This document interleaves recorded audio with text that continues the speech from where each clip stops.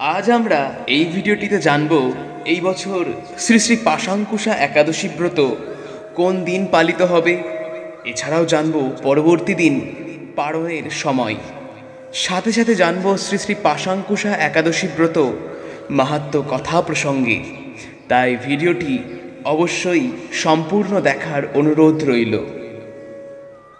রাধে রাধে, সকলকে জানাই শ্রী কথা প্রবাহ ধারা ইউটিউব চ্যানেলে সুস্বাগতম। প্রথমেই জানব কোন দিন পালিত হবে শ্রী শ্রী পাশাঙ্কুশা একাদশী ব্রত।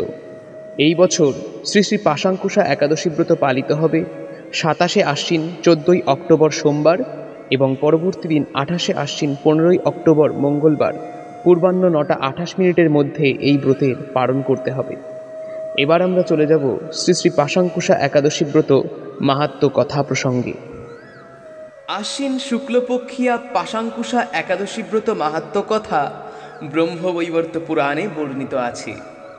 মহারাজ যুধিষ্ঠির বললেন, হে মধুসূদন, আশ্বিন শুক্লপক্ষের একাদশীর নাম কি? তদুত্তরে ভগবান শ্রীকৃষ্ণ বললেন, হে রাজেন্দ্র, আশ্বিনের শুক্লপক্ষিয়া একাদশী পাশাঙ্কুশা নামে প্রসিদ্ধা। কেউ কেউ একে পাপাঙ্কুশা একাদশীও বলে থাকেন। এই একাদশীতে অভীষ্ট ফল লাভের জন্য মুক্তিদাতা পদ্মনাভের পূজা করবে। শ্রীহরির নাম সংকীর্তন দ্বারা পৃথিবীর সর্বতীর্থের ফল লাভ হয়ে যায়।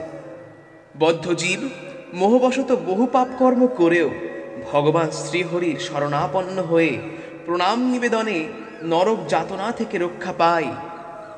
এই একাদশীর মহিমা শ্রবণ মাত্র নিদারুণ যমদণ্ড থেকে মুক্তি লাভ হয়ে যায়। শ্রী হরিবাসর ব্রতের মতো ত্রিভুবনে পবিত্রকারী আর কোনো বস্তুই নেই। হাজার হাজার অশ্বমেধ যজ্ঞ এবং শত শত রাজসূয় যজ্ঞ এই ব্রতের শতভাগের এক অংশেরও সমান হয় না। এই ব্রত পালনে স্বর্গবাস হয়, মুক্তি, দীর্ঘায়ু, আরোগ্য, সুপত্নী, বন্ধু প্রভৃতি অনায়াসেই লাভ করা যায়। হে রাজন, গয়া, কাশী, এমনকি কুরুক্ষেত্রও হরিবাসর তিথি অপেক্ষা পুণ্য স্থান নয়। হে ভূপাল, একাদশী উপবাস ব্রত করে রাত্রি জাগরণ করলে অনায়াসে বিষ্ণু লোকে গতি হয়। এই পাশাঙ্কুশা একাদশী ব্রতের ফলে মানুষ সর্বপাপ মুক্ত হয়ে গোলোকে গমন করতে সমর্থ হয়। এই পবিত্র দিনে যিনি স্বর্ণ, তিল, গাভী, অন্ন, বস্ত্র, জল, ছত্র অথবা পাদুকা দান করেন, তাকে আর জমালয়ে যেতে হয় না। যারা এ সকল পুণ্যকার্য করে না, তাদের জীবন কামারশালার হপারের মতো বিফল। নিষ্ঠার সাথে এই ব্রত পালনে উচ্চকুলে নিরোগ ও দীর্ঘায়ু শরীর লাভ হয়।